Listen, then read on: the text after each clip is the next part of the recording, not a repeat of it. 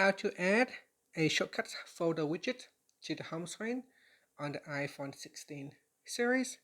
First, let's go back to the home screen by swiping up at the bottom of the screen. Now on the home screen, go to a blank spot, then touch and hold. Next, tap on the edit button at the top, then tap on add widget.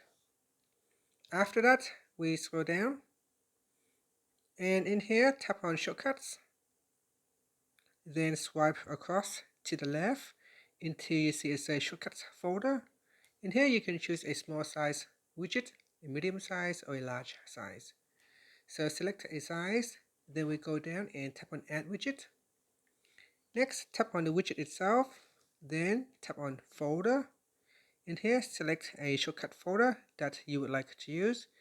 In here, it should say that I can choose all shortcuts, or I can select a different folder.